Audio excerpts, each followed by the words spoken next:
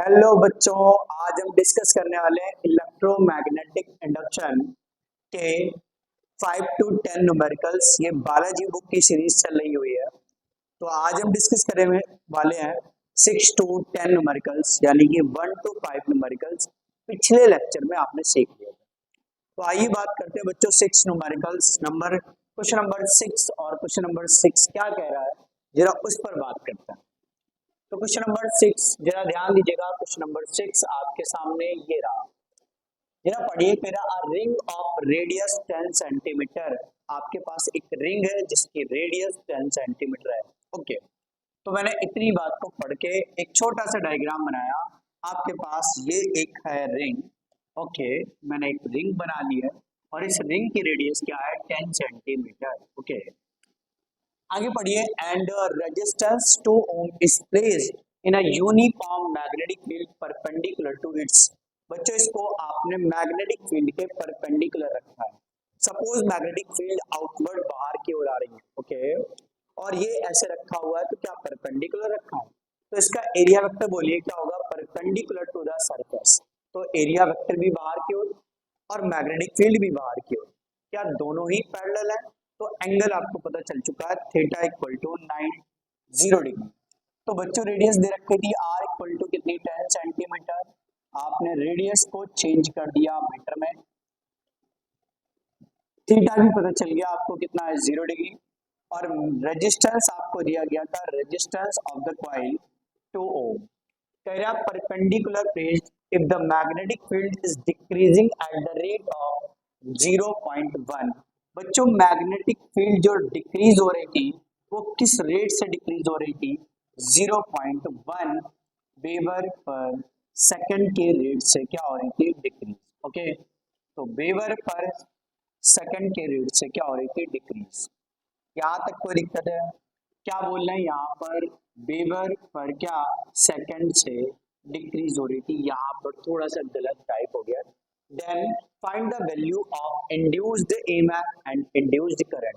बच्चों, induced EMF का formula आपने पढ़ा था, E इक्वल टू क्या होता है, आंसर है E इक्वल टू था माइनस का n डी फाइव अपॉन क्या, dt। आपको पता है ये डिक्रीज हो रहा है तो इसकी वैल्यू नेगेटिव होगी, बट अपने को मैग्नीट्यूड से मतलब है। अभी तो हम मैग्नीट्यूड ही निकालने वाले हैं। तो बहुत ही बढ़िया, जरा एरिया निकालते हैं बच्चों। एरिया ऑफ द कॉइल क्या होगा, तो अगर हम एरिया ऑफ कॉइल की बात करें तो एरिया ऑफ कॉइल होगा A equal to pi R square. Okay, pi की वैल्यू बाद में रख देंगे, आर की वैल्यू कितनी है बच्चों, आर की वैल्यू 10 इंटू 10 माइनस 2 का होल स्क्वायर, यानी कितना आएगा, पाई इंटू 100 इंटू 10 क्या, -4। सॉल्व करने पे कितना आया, पाई इंटू 10 -2 मीटर स्क्वायर। क्या एरिया आ चुका है। तो बच्चों इंड्यूस्ड ईएमएफ बताएं। आइए बात करते हैं इंड्यूस्ड ईएमएफ की। बच्चों इंड्यूस्ड ईएमएफ का फॉर्मूला आप सब कमेंट बॉक्स में कमेंट करेंगे क्या होता है, तो जल्दी से बताइए मुझे। E इक्वल टू क्या होगा, एन डी फाई अपॉन क्या बच्चों, डी टी। ओके, पाई की जगह हम क्या लिख सकते थे बच्चों, b इंटू ए, क्योंकि cos 0 और cos 0 की वैल्यू क्या होती है, 1। तो मैग्नेटिक फ्लक्स कितना आ चुका है, b इंटू ए। ओके, अगर b इंटू ए है तो पाई की जगह आपने b इंटू ए रखा, पर एरिया तो चेंज हो नहीं रहा है। चेंज क्या हो रहा है, मैग्नेटिक फील्ड। ओके, तो अगर मैग्नेटिक फील्ड चेंज हो रही है तो यहाँ पर क्या हो सकता है, डी अपॉन डी टी, और इधर b इंटू क्या लिखा, ए। एरिया तो बाहर निकल आएगा, तो ए और यहाँ क्या आएगा, डीवी अपॉन क्या, dt। अब आपको बस वैल्यू रखनी है, वैल्यू रखने से आपका आंसर आने वाला है। जरा ध्यान दीजिएगा, वैल्यू रखते हैं, चलिए सॉल्व करने की कोशिश करते हैं।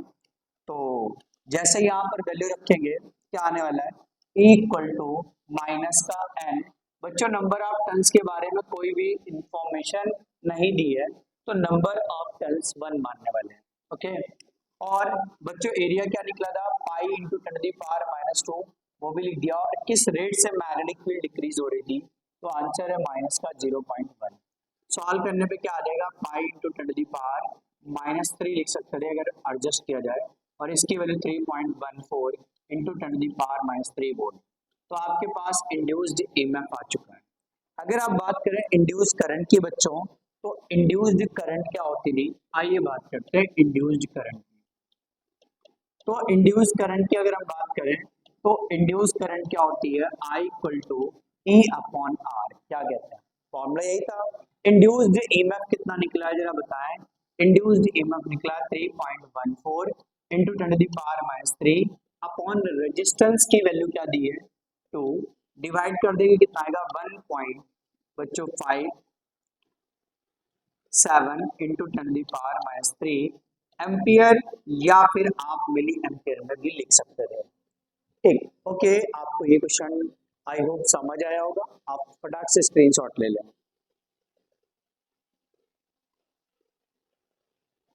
तो आपने स्क्रीनशॉट ले लिया होगा। आइए क्वेश्चन नंबर 7 डिस्कस करते हैं बच्चों। क्वेश्चन नंबर 7 क्या बोल रहे हैं, तो आपके स्क्रीन पर क्वेश्चन नंबर 7 आ चुका है। आइए हम डिस्कस करते हैं क्वेश्चन नंबर 7। बच्चों यहाँ क्या कहा गया है कि एक कॉइल है जिसमें नंबर ऑफ टर्न्स दे रखे हैं 50।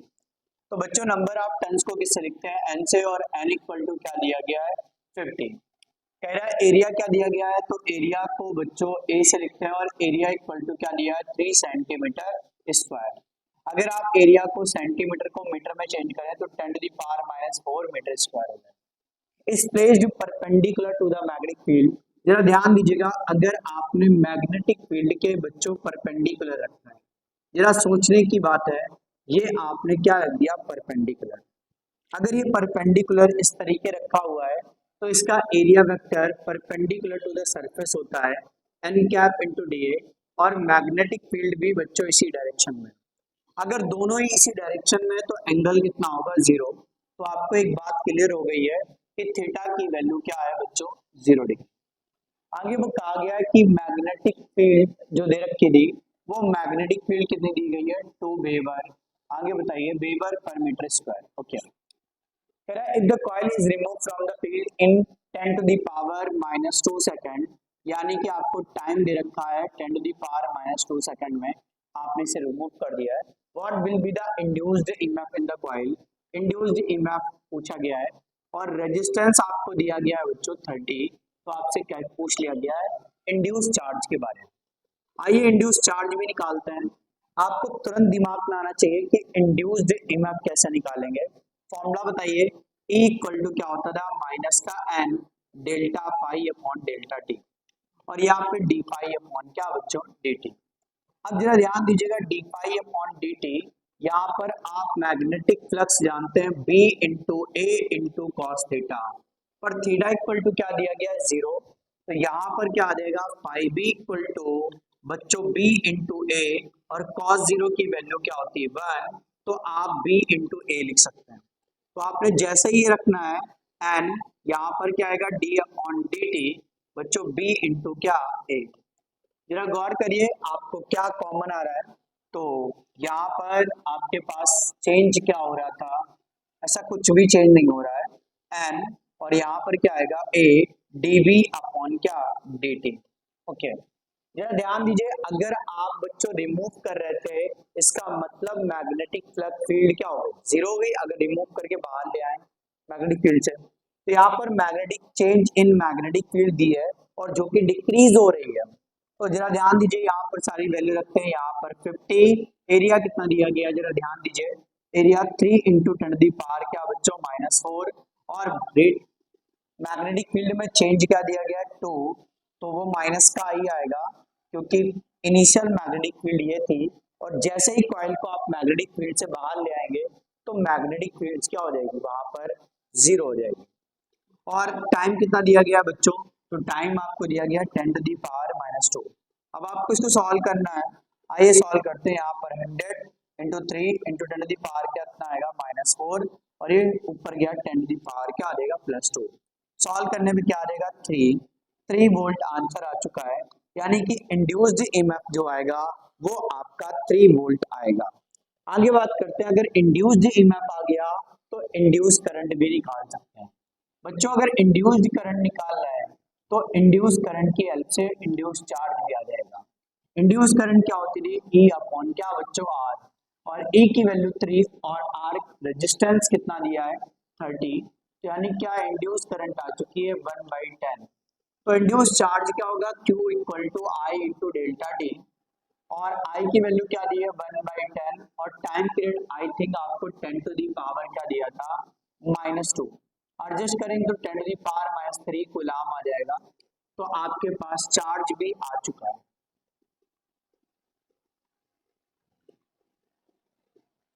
आपके पास चार्ज भी आ चुका है, यानी कि ये रहा आपके पास कूलाम 10 टू दी पावर क्या -3 coulomb.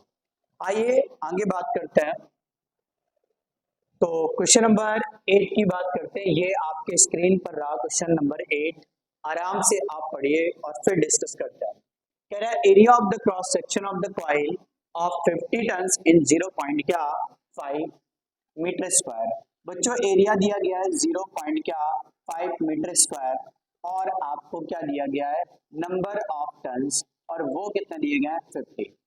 अंकिरा magnetic field is perpendicular to the plane of the coil.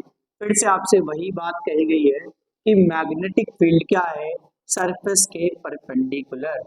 अगर सरफेस के परपेंडिकुलर है तो इसका एरिया वेक्टर किधर होगा परपेंडिकुलर टू द सरफेस। क्या दोनों एक ही डायरेक्शन में, तो थीटा इक्वल टू क्या लिखने वाले हैं बच्चों 0। तो आपके पास ये भी पता चल गया थीटा की वैल्यू क्या रखेंगे 0। और मैग्नेटिक फील्ड कितनी दी गई है 0.04 और आगे है weber per metre square. If the magnetic field is reduces, पहले इतनी थी बच्चों और बाद में रिड्यूस करके कितनी कर दी गई 0। इन टाइम कितना दिया गया है आंसर है 0.1 सेकेंड। तो अगर हम बात करें चेंज इन मैग्नेटिक फील्ड की, तो बच्चों चेंज इन मैग्नेटिक फील्ड आपको पता ही है। क्या चेंज इन मैग्नेटिक फील्ड क्या होगा, तो डेल्टा बी इक्वल टू आप क्या लिख सकते थे V2 माइनस क्या बच्चों V1, यानी कि 0 माइनस क्या आएगा 0.04। तो रिजल्ट क्या आया माइनस का 0.04 weber per metre square. I hope यहाँ तक आप सभी को क्लियर होगा कि मैग्नेटिक फील्ड यहाँ पर चेंज कर रही है वैल्यू। तो इंड्यूस्ड ईएमएफ आपको निकालना है, average value of induced EMF and बच्चों रेजिस्टेंस करंट, आपको करंट भी कैलकुलेट करनी है। आइए इंड्यूस्ड ईएमएफ निकालते हैं बच्चों।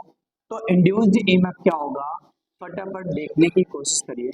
इंड्यूस्ड ईएमएफ की अगर बात करें तो E equal to n delta phi upon क्या डेल्टा टी, और पाई की जगह आप क्या लिख सकते थे बी ए कॉस थीटा और थीटा की वैल्यू क्या रखेंगे 0। क्या रखेंगे जरा ध्यान दीजिएगा, पाई इक्वल टू क्या लिख सकते थे बी इंटू ए इंटू कॉस थीटा और थीटा की वैल्यू क्या रखेंगे 0। तो बी ए, यहाँ पर क्या आ जाएगा एन, बच्चों ए बाहर हो गया, चेंज क्या हो रहा था मैग्नेटिक फील्ड, तो वो आपने लिख रखी है। और यहाँ पर फटाफट वैल्यू रखिए, नंबर ऑफ टर्न्स कितने दिए गए थे आंसर है 50, एरिया कितना दिया गया था 0.5, चेंज इन मैग्नेटिक फील्ड 0.04 और यहाँ पर टाइम इंटरवल 0.1 दिया गया था। बस आपको कैलकुलेट ही करना है, माइनस का कितना आ जाएगा 125 और ये 0.0 आप कैलकुलेट कर लेंगे, यहाँ पर क्या आएगा 100 आ चुका है बच्चों। अब यहाँ कैलकुलेट करना है तो यहाँ 1000 अपॉन क्या आ जाएगा 1000 अपॉन 100 और सॉल्व करने पर आपका आंसर कितना आया, आंसर है आपका 10 वोल्ट। तो आपके पास इंड्यूस्ड ईएमएफ आ चुका है। आइए इंड्यूस करंट की कैलकुलेट करने की बात करते हैं। बच्चों कहीं पर रेजिस्टेंस दिया है क्या, जरा उस बात को जरा ध्यान दीजिएगा। मैग्नेटिक फील्ड दे रखी है, then find the average value of induced EMF and induced current. बच्चों इंड्यूस करंट तभी आप निकाल पाएंगे जब आपको क्या दिया होगा रेजिस्टेंस। तो बच्चों इस क्वेश्चंस में आपको रेजिस्टेंस की वैल्यू प्रिंट नहीं की गई है, और अगर इस क्वेश्चंस में करंट की वैल्यू रेजिस्टेंस की वैल्यू नहीं दी गई है, आप उसे लेट कर लीजिएगा। रेजिस्टेंस है बच्चों, लेट रेजिस्टेंस ऑफ कॉइल, तो रेजिस्टेंस ऑफ बच्चों कॉइल की अगर हम बात करें तो वो है 10 ओम। कितना है 10 ओम। तो इंड्यूस्ड करंट क्या आएगी, आइए इंड्यूस करंट निकालते हैं। इंड्यूस करंट की बात करें तो I equal to e upon r और ए की वैल्यू 10 अपॉन 10 यानी कि 1 क्या आएगा एम्पियर। तो ये रहा आपका क्वेश्चन नंबर 8 का सोल्यूशन। आइए स्क्रीनशॉट ले लीजिए, फिर आगे देखते हैं। ठीक है, आई होप आपने इसका स्क्रीनशॉट ले लिया होगा। आइए क्वेश्चन नंबर 9 जो कि आपके स्क्रीन पर है, जरा इस क्वेश्चन को धीरे धीरे डिस्कस करते हैं। बच्चों बहुत ही बेहतरीन क्वेश्चन है, जरा ध्यान से समझिएगा। क्या कहा गया है? A coil of 1000 turns. बच्चों नंबर ऑफ टन्स दिए गए हैं 1000। Okay, 1000 has area. बच्चों एरिया क्या दिया गया है? 500 सेंटीमीटर स्क्वायर। बच्चों एरिया को आपने चेंज कर लिया 500 इंटू 10⁻⁻⁴, यानी 5 इंटू 10⁻⁻² मीटर स्क्वायर। क्या कहते हैं? एरिया भी आ चुका है। आगे it is placed in a uniform magnetic field. बच्चों मैग्नेटिक फील्ड आपको दी गई है कितनी? 2 इंटू 10⁻⁻⁵ weber per metre square. Weber per metre square. Perpendicularly, अगर परपेंडिकुलर रखी है इसका मतलब ये पोजीशन होगी। बच्चों कौन सी पोजीशन होगी? जरा यहाँ ध्यान दीजिए, ये आपकी पोजीशन रही। तो एरिया वेक्टर किधर होगा? परपेंडिकुलर टू द सरफेस, यानी कि इधर की ओर आएगा। और मैग्नेटिक फील्ड भी इधर है, तो इनिशियली एंगल क्या होगा? 0 डिग्री। अगर इनिशियली एंगल बच्चों 0 डिग्री है, तो अगर इनिशियल मैग्नेटिक फ्लक्स की बात करें, बच्चों अगर इनिशियल मैग्नेटिक फ्लक्स की बात करें तो इनिशियल मैग्नेटिक क्या फ्लक्स क्या होगा? तो इनिशियल मैग्नेटिक फ्लक्स को φ1 से लिख रहा हूं, और φ1 इक्वल टू बी ए क्या आएगा? cos theta. Theta equal to 0। तो इनिशियल मैग्नेटिक फ्लक्स आपका क्या आ चुका है बच्चों? बी इंटू क्या ए। अब आगे बात करते हैं रोटेट्स इन 180 डिग्री। जरा ध्यान दीजिएगा, आपके पास ये कॉइल थी, अगर इसका एरिया वेक्टर इधर था तो आप 180 डिग्री रोटेट करने पर एरिया वेक्टर जस्ट पीछे आ जाएगा। और अगर एरिया वेक्टर बच्चों जस्ट पीछे आ गया, इस बात को जरा समझने की कोशिश, पहले एरिया वेक्टर इधर था, अगर इस कॉइल को 90 डिग्री घुमाते तो इधर आता 180, तो ये क्या रोटेट करके एरिया वेक्टर इधर आ गया होगा। अगर एरिया वेक्टर इधर आ गया होगा तो अब मैग्नेटिक फील्ड के साथ कितना एंगल बनाएगा? Answer theta equal to 180 degree बनेगा। तो बच्चों अगर फाइनल मैग्नेटिक फ्लक्स की बात करें तो फाइनल मैग्नेटिक फ्लक्स क्या होगा? फाइनल मैग्नेटिक फ्लक्स, तो क्या φ2 equal to B into A into cos 180 लिख सकते थे, और cos 180 की वैल्यू क्या होती है बच्चों? -1। तो अगर आपको पास ये आ चुका है तो चेंज इन फ्लक्स भी आप निकाल सकते हैं। बच्चों चेंज इन फ्लक्स क्या होगा? जरा ध्यान दीजिएगा, चेंज इन मैग्नेटिक फ्लक्स। अगर हम चेंज इन मैग्नेटिक फ्लक्स की बात करें तो क्या होगा? Delta pi equal to φ2 minus φ1, minus का बी ए और यहाँ पर माइनस का बी ए, यानी कि माइनस का 2 टाइम्स क्या आएगा बच्चों? बी ए। क्या आपको चेंज इन मैग्नेटिक फ्लक्स मिल गया? अगर आपको चेंज इन मैग्नेटिक फ्लक्स मिल गया है और आपसे कहा गया if the resistance of the coil, बच्चों रेजिस्टेंस फिर से नहीं प्रिंट किया गया है, तो if the resistance of the coil is 20 ओम, क्या है? 20 ओम। ओके, तो यहाँ पर रेजिस्टेंस भी आपको पता चल चुका, आर की वैल्यू क्या दी गई है? तो रेजिस्टेंस ऑफ कॉइल दिया गया है, रेजिस्टेंस ऑफ कॉइल, तो रेजिस्टेंस ऑफ कॉइल दिया है 20 ओम। ठीक, तो आपसे क्या पूछा गया है? What will be the effect on the induced charge in flowing the coil if it is rotates slowly and fastly? If the coil is open, what will be the induced EMF and induced current? बच्चों अगर coil open हुई तो induced current तो produce नहीं होने वाला, क्योंकि कोई करंट फ्लो नहीं होगी। उस केस में केवल इंड्यूस्ड EMF डेवलप होगा। अगर कॉइल बच्चों क्लोज हुई तो आपको इंड्यूस्ड करंट और इंड्यूस्ड चार्ज दोनों ही प्रोड्यूस होंगे। तो अगर हम बात कर रहे हैं कि बच्चों अगर आपके पास इंड्यूस्ड ईएमएफ निकालना है तो आप इंड्यूस्ड ईएमएफ निकाल सकते हैं। क्या होगा? इक्वल टू माइनस का n delta phi upon delta t. बच्चों यहाँ ध्यान दीजिए, चेंज इन मैग्नेटिक फ्लक्स क्या आया है? माइनस का बी इंटू ए अपॉन क्या आएगा? Delta T. तो रिजल्ट क्या आ चुका है, 2n इंटू बी इंटू ए अपॉन डेल्टा टी। ये आपके पास इंड्यूस्ड ईएमएफ आ चुका है। पर अगर मैं कहूं कि बच्चों आप इसको फास्टली और स्लोली मूव कर रहे हैं, तो उस केस में बच्चों इंड्यूस्ड करंट और इंड्यूस्ड ईएमएफ पर कोई इफेक्ट नहीं पड़ने वाला। आइए बात करते हैं, अगर ओपन हुआ, अगर क्लोज है तो कोई दिक्कत नहीं। अगर क्लोज हुआ तो इफ कॉइल इज क्लोज्ड, अगर कॉइल क्या हुई क्लोज्ड, तो इंड्यूस करंट आएगा ई बाई आर, और इंड्यूस चार्ज क्या आ जाएगा बच्चों, आई इंटू डेल्टा टी। पर अगर ओपन हुआ तो ओपन के केस में आपको पता है इसमें कोई भी चार्ज और कोई भी करंट फ्लो नहीं होगी, क्योंकि अगर सर्किट कंप्लीट नहीं है तो करंट फ्लो नहीं होती है। आपको बस कैलकुलेशन करना है बच्चों, कैलकुलेशन आई होप आप कर लेंगे और इसका आंसर आप कमेंट सेक्शन में मुझे बताएंगे। ठीक, आइए तब तक आप स्क्रीनशॉट ले लीजिए। क्वेश्चन नंबर चलते हैं बच्चों 10 पे। तो आई होप आपने क्वेश्चन इसका स्क्रीनशॉट ले लिया होगा। तो अब आपके स्क्रीन पर है क्वेश्चन नंबर 10, जरा उस क्वेश्चन को डिस्कस करते हैं। बच्चों क्वेश्चन नंबर 10 क्या बोल रहा है, धीरे धीरे पढ़ने की कोशिश करिए।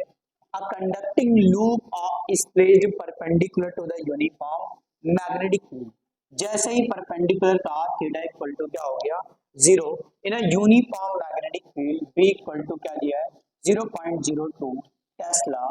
आगे बात करते हैं, if the radius of the loop is contracting at the rate of 1 metre per second, यानी कि इसकी रेडियस बच्चों चेंज हो रही है, किस रेट से चेंज हो रही है 1.0 से चेंज हो रही है।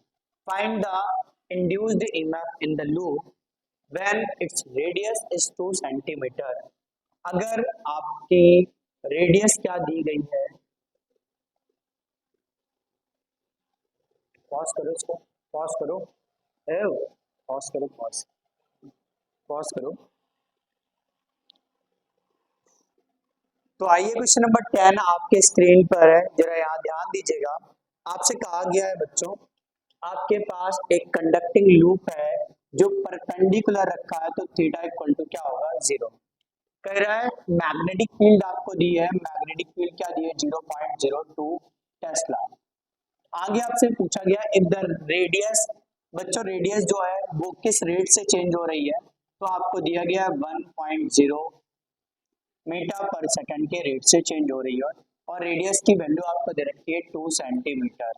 बच्चों आपने सेंटीमीटर को मीटर में चेंज कर लिया, यानी कि कुल मिला के यहाँ पर लूप का जो एरिया है वो लगातार चेंज हो रहा है क्योंकि रेडियस चेंज हो रही है बच्चों। तो आपने इंड्यूस्ड ईएमएफ का फॉर्मूला सीखा था, क्या था जरा बताइएगा। इंड्यूस्ड ईएमएफ का फॉर्मूला इक्वल टू माइनस का एन डी पाई अपॉन क्या बच्चों डी टी। और आपको पता है कि पाई की वैल्यू आप क्या रख सकते हैं यहाँ पर, तो पाई इक्वल टू क्या होता है बी ए कॉस थीटा, पर थीटा इक्वल टू क्या रखेंगे 0 डिग्री। बच्चों क्योंकि परपेंडिकुलर रखा था, तो परपेंडिकुलर के केस में आपको पता था एरिया वेक्टर और मैग्नेटिक फील्ड के बीच एंगल 0 बनता है। तो यहाँ पर क्या आएगा बी इंटू ए, यानी कि फ्लक्स आपके पास आ चुका है। तो यहाँ पर आप ये लिख पा रहे होंगे, एरिया को अगर हम लिखना चाहें यहाँ पर एन और यहाँ डी अपॉन डी टी, बच्चों यहाँ पर क्या लिखा बी इंटू ए। अब एरिया बताइए, लूप का एरिया क्या होगा पाई आर स्क्वायर, तो आप यहाँ लिख सकते थे n d upon d t, और इधर बी और यहाँ पर पाई आर क्या स्क्वायर। ओके, जरा ध्यान दीजिएगा कॉमन क्या क्या कांस्टेंट है उसको बाहर लाइए। तो अगर आपको दिख रहा होगा तो E इक्वल टू क्या आएगा एन, बच्चों पाई और बी बाहर आ गया, डी अपॉन डी टी किसका करेंगे आर स्क्वायर का। आपको पता ही है एक्स की पावर एन का डिफरेंशिएशन क्या होता है एन एक्स की पावर एन माइनस वन बच्चों। तो यहाँ पर भी चेक करिए क्या आएगा एन पाई बी, पावर को आगे लेके आए, पावर में कम कर दें, पर ये तो टी नहीं है बच्चों। अगर ये टी नहीं है तो आपको एक बात क्लियर हो गई, अगर टी नहीं है तो इसका दोबारा से आप क्या करेंगे डिफरेंशिएशन, तो डी आर अपॉन क्या आ जाएगा डी टी। तो इक्वल टू क्या आ चुका है, माइनस का n pi b two r d r upon क्या, डी टी।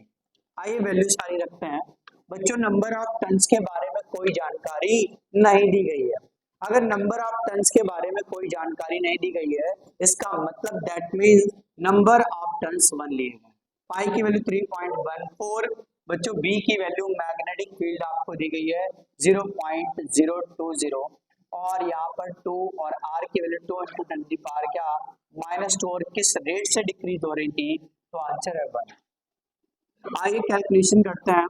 कैलकुलेशन बहुत ही शानदार तरीके से, यहाँ पर पॉइंट हटाएंगे 2 0, यहाँ पर भी पॉइंट हटाया बच्चों 3 0। ओके ठीक, कितना आ गया 5, यानी कि 314 इंटू 20 इंटू 4 इंटू 10 टू दी पावर -2 और यहाँ 10 टू दी पावर 5 हो जाएगा। बस आपको मल्टीप्लाई करना है, जरा ध्यान दीजिएगा। क्या आया, ये 18 इंटू 10 टू दी पावर -7। बस आप मल्टीप्लाई करिए, कितना आएगा 32, यानी कि 3 8 3 11 बचा 1 24 1 25 इंटू 10 टू दी पावर क्या बच्चों -7। ये आ चुका है आपका आंसर। अगर आप इसे पॉइंट्स में लिखना चाहें तो आप लिख सकते थे 2.512 इंटू 10 टू दी पावर, बच्चों 4 कम हो जाते -3 आ जाता, तो आपके पास ये वोल्ट में आ चुका है, या फिर आप इसे मिली वोल्ट में करते हैं। तो ये रहे आपके बच्चों 6 to 10 क्वेश्चंस। अगले लेक्चर में हम मिलेंगे बच्चों 10 से 20 नंबर क्वेश्चन तक बालाजी की बुक के सीरीज में। ठीक, तब तक के लिए थैंक यू बच्चों।